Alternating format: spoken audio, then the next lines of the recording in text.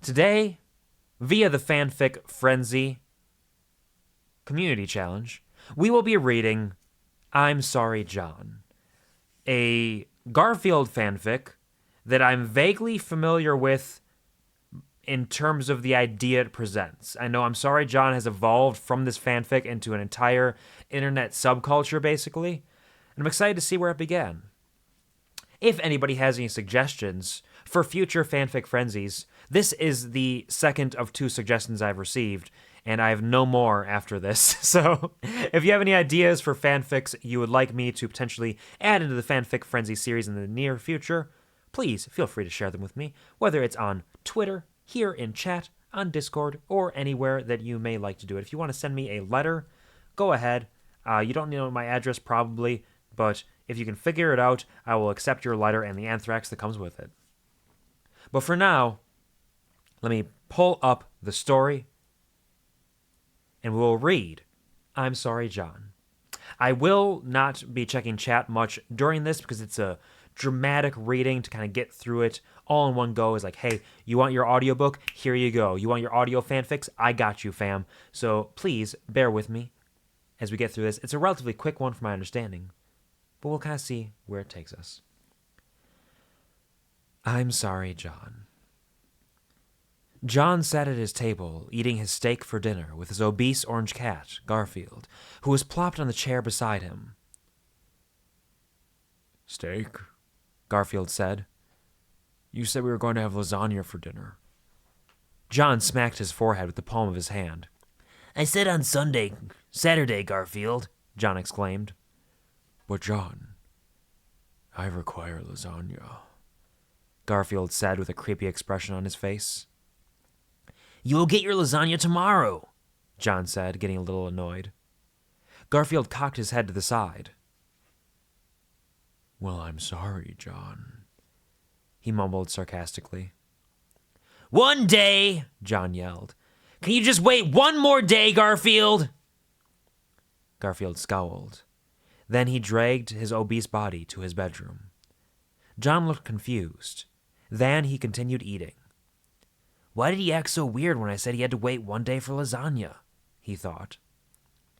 Jon woke up around 8 in the morning. The whole night, he kept hearing the words, You will regret this day, Jon, while sleeping. He knew the voice in his head as Garfield's. He tried to ignore everything about the night before. Jon dragged himself to the kitchen and was greeted by a certain someone. Garfield sat on the chair facing away from him. Jon, I require lasagna. Garfield, no lasagna today, Jon said. Why not? Garfield said, his face getting pale. Because you won't shut... Garfield started to scream and flopped around on the floor. He did that for 30 seconds, then stopped. His eyes were cracked and bloodshot. Jon, Garfield staggered. Get away from me now, before it's too late. Without hesitation, Jon darted out of the room. Then he heard a loud crashing noise. He tried to fight it, but he turned around and faced the kitchen where Garfield was, with a lowercase g this time. Replacing Garfield, uppercase G again, was a tall, muscular, dinosaur-like creature covered in spikes. Its face was covered in blisters and scars, and its body was covered in red, tattered scales. Garfield looked around the room, sniffing the air. Jon almost screamed, then hid behind the wall, careful not to make a sound. He heard a loud sniffing noise right behind his ear. Garfield turned away from the wall and started crashing around the kitchen. Jon, I require lasagna, he boomed as he tore all the drawers and cabinets out of the wall. Jon took this as his advantage and bolted to the front door. Crap, it's locked, he mumbled. Garfield smashed through the kitchen wall. I know you are here, Jon. I can smell you, he grumbled. John's face turned pale white. Garfield saw him. There you are! He boomed. Screaming, John tried reefing on the doorknob, but it was no use. The door didn't even budge. Garfield stood 10 feet tall right in front of him, destroying any part of the house he was around. Garfield cracked an evil smile, then said, I got you now! He threw his giant fist at him, destroying the door. John, who just dodged Garfield's clenched fist, sprinted towards his car as fast as he could. Gripping the car door open, John flew in, then shut the door behind him as fast as he could. He turned the ignition key, then the vehicle turned on. Garfield let out a huge growl, then started to dash towards the car. Without hesitation, John slammed his foot on the gas, and the car flew out of the driveway. He looked around him. The landscape was all different than before. There used to be houses everywhere, but it's all just a barren land with an old cracked road. Soon enough, Garfield was out of sight, but something made him think he will see more of him soon. There was an abandoned city up ahead. Not a single person lived there. He was right at the entrance when the car hit something hard. Then it flew through the air and smashed into a building. Everything was blurry. John pushed his door open. To his surprise, he was unharmed by the crash. That's not how you use a semicolon. He got out of the smoldered remains of his red car. There was no way it was going to work again. The windows were all gone. 3 tires were on the ground. The frame was bent beyond repair, and the lights were smashed. John looked at the spot where the car went flying. There wasn't anything there that could have done it. John looked around him. He was in a parking lot. Not one vehicle was there, but the thing that used to be his.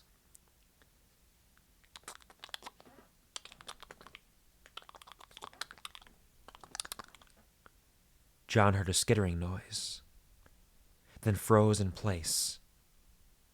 He slowly turned around. Garfield? He muttered under his breath. John ran to a nearby alley and sat at the very back of it as quiet as he could. Garfield was now in the parking lot. He turned his head to the alley. I can smell you, John, he said. Garfield walked towards the alley, crushing the ground behind him. He was twice his size than he was at the house. John was huddled into a ball to try and remain unseen. It's no use hiding, John. I can smell you. He turned around. An enormous Garfield, now 20 feet tall, stood 5 feet in front of him. Garfield snatched a screaming John, then opened his gaping, scaly mouth. I'm sorry, John, he said with a sly grin. Garfield's mouth came closer and closer to John's face. Garfield! He yelled. As soon as the mouth was about to chomp down on him, he shot out of bed screaming.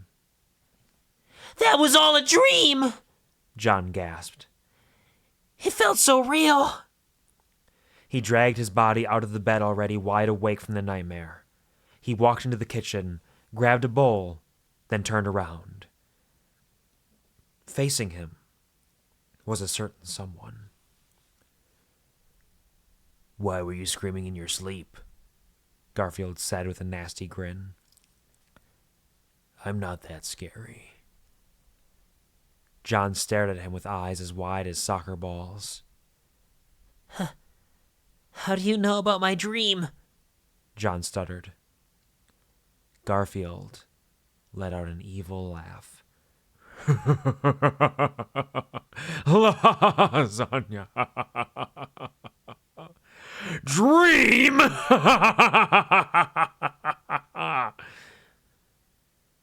The end. What a spooky, terrifying story that was.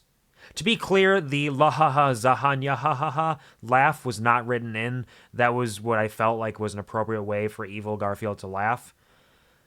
That was a good one. It was fun. It wasn't. It was very spooky. It wasn't quite as much of a roller coaster ride as Trapped in a Island with Josh Hutcherson, but still an enjoyable tale. Plenty of little punctuation mistakes and spelling mistakes, and you may have heard the last time that Garfield said, "I'm sorry, John," when he was about to eat him. Yes, thank you for the applause. The writers of "I'm Sorry, John" did a fantastic, absolutely wonderful job for sure. When Garfield was about to eat John, he said, "I'm sorry, John." It may have sounded like there was an affectation to his voice, where he said, "Jahan," because that's just the way he speaks, but it was actually me letting you know that for the first time in this story, they wrote John with an H rather than the proper John Arbuckle Jon. So it was John. So I figured he was kind of like gasping when he said like Jahan. So I just want to make sure you all could kind of understand that. But really, it wasn't a dream? Can you believe it? Garfield is an eldritch monstrosity that just wants his lasagna, and he will make John suffer if he doesn't get it? And he can smell him? Whew. Gives me the shivers and the hibbly wibblies. Oh, I hope I don't ever find a Garfield in my house. I don't make enough lasagna to help myself get through an ordeal like that. Whew. But thank you all for joining us for this episode of Fanfic Frenzy. I'm Sorry, John. The fanfic that I believe inspired plenty of spooky dooky Garfield lore in the future. Either inspired it or was a part of it and kind of expanded, because I know that there's a subreddit, I think is the I'm Sorry, John subreddit, that kind of compiles things like that. So this was a piece of history in the making, potentially. But regardless, thank you for joining us. That is the end. Kuvar, this is where you're gonna cut the VOD so you can upload it as its own Fanfic Frenzy thing. So just right now, just make a note of that. All right, you ready? Yep. Okay. Yeah, there. Good. Okay, now that we've cut this, we can make fun of all the people who watch these Fanfic Frenzies on YouTube. Like, come on, not being here live. What a